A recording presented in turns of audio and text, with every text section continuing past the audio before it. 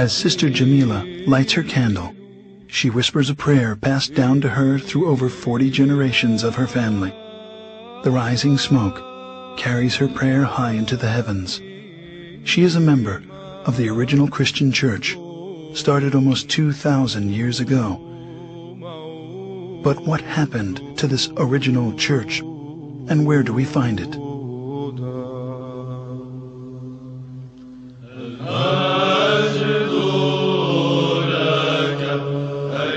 At that time, those believers in Jesus Christ joined together with the apostles, establishing the first organized church community in the city of Antioch. It is there in Antioch that they were first called Christians, as stated in Acts 11:25.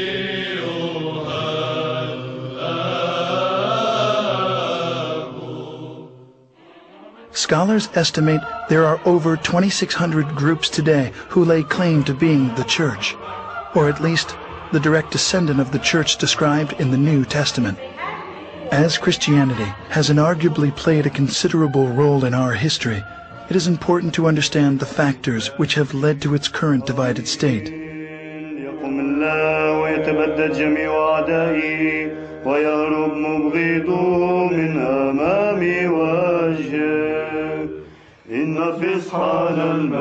With the birth of the Church of Jesus Christ at Pentecost, the apostles made many missionary journeys. Over time, 5 patriarchates were established in Antioch, Jerusalem, Rome, Alexandria, and Constantinople. The apostle Peter was the first bishop of Antioch. 12 years later, he became the first bishop of Rome, leaving the apostle Paul as the head of the Antiochian church, while James, the brother of Jesus, was the first bishop of Jerusalem. Even though they were in full communion with one another, disputes arose over the adherence to the Old Testament law.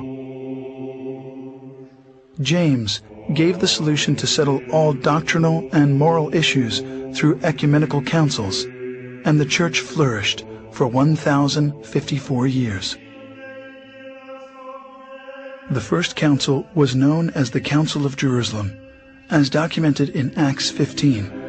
In the history of the Christian Church, we find scores of such councils, establishing its canon laws, which the Orthodox regard as the faith of the apostles, faith of the fathers, faith of the Orthodox, the faith which has established the universe.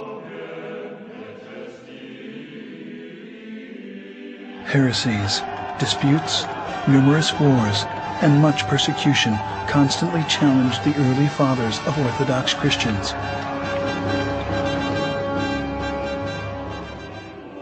But because the church was unified, it continued to survive. At the Ecumenical Council in 325 at Nicaea, the bishops decided they needed a creed. After much prayer and some 90 years, what's known today as the Nicene Creed was finally written.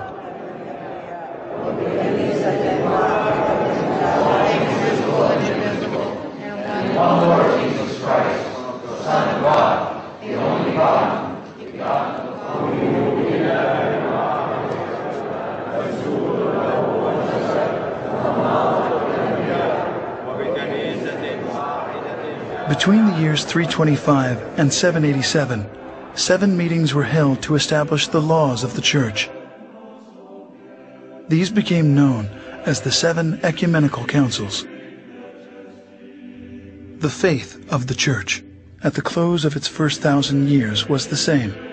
The doctrine, the creed, the government were all recognized as one, everywhere. This one Church was the Orthodox Church, which has weathered many attacks. This cohesion, however, was soon to end. As the first millennium was drawing to a close, tensions began to mount between the Western Church, Rome, and the 4 Eastern churches. The bishops of Rome began to claim authority over the other 4 churches, on the claim that the Roman Patriarch was the only true successor of Peter. two giant issues emerged. First, Rome's declaration of the Pope's supremacy, and second, that the wording of the 700-year-old creed be changed. As disunity led to conflict, a cardinal was sent by the Roman bishop to slap a document on the altar of the church in Constantinople during a Sunday worship, excommunicating the Patriarch of Constantinople from the church. The final consequences of these tragic events was a massive split. The Great Schism occurred in the year 1054. Pursuing his claim of universal headship of the Church, the Patriarch of Rome broke from the other four churches, creating the Roman Catholic Church, independent of the other.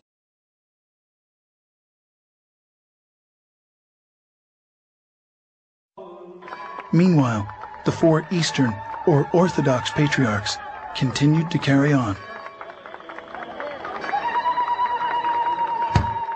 In 1517, a little-known German monk named Martin Luther, protesting certain Roman Catholic practices, nailed a 95-point thesis to the door of the Roman Church in Wittenberg.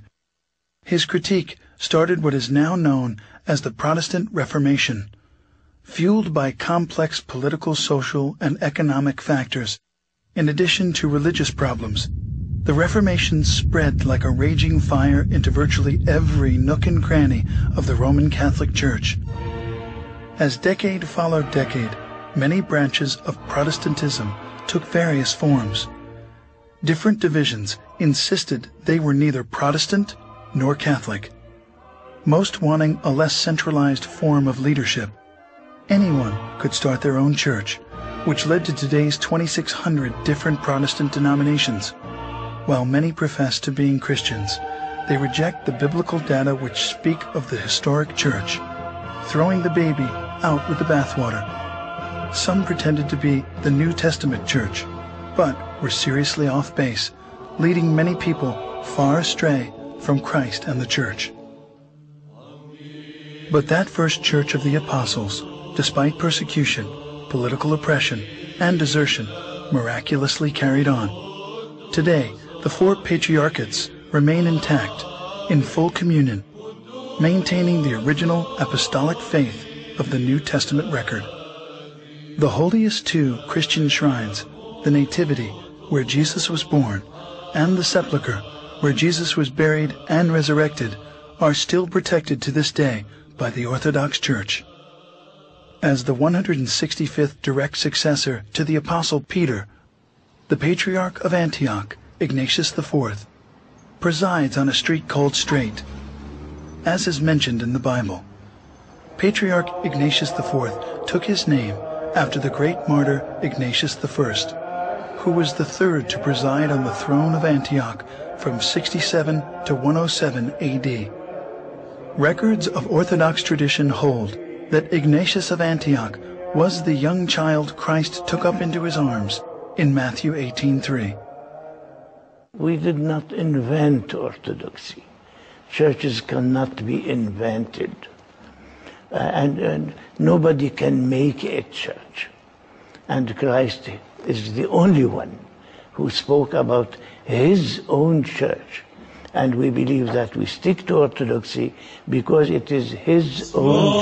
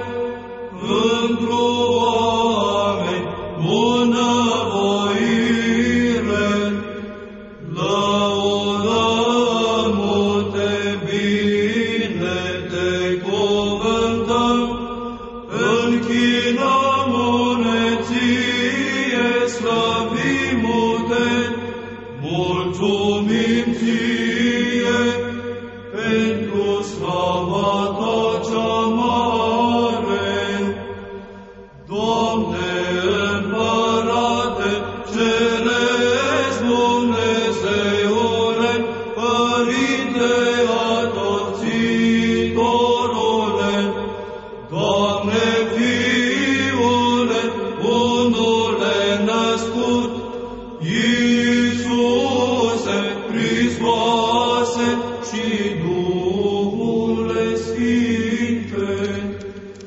Doamne Dumnezeule, mielușelului Dumnezeu, Fiul Tatălui, Cel ce ridici păcatul lumii, miluiește-ne pe noi, Cel ce ridici păcatele lumii. Primește rugăciunea noastră, Cel ce ședea dreapta Tatălui și ne miluiește pe noi. Că Tu ești unul Sfânt, Tu ești unul Domn Iisus Hristos, într-o slava lui Dumnezeu, Tatăl Amin.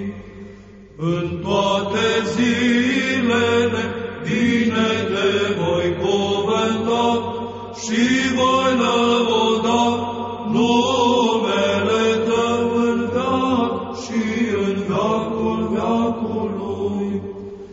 Învrednicește-ne, Doamne, în ziua aceasta, fără de păcat să ne păzim noi. Bine ești cuvântat, Doamne Dumnezeul părinților noștri, și lăudat și preaslăvit este numele Tău în veci. Amin. Fie, Doamne, mila Ta spre noi, precum am nădăjduit întru Tine.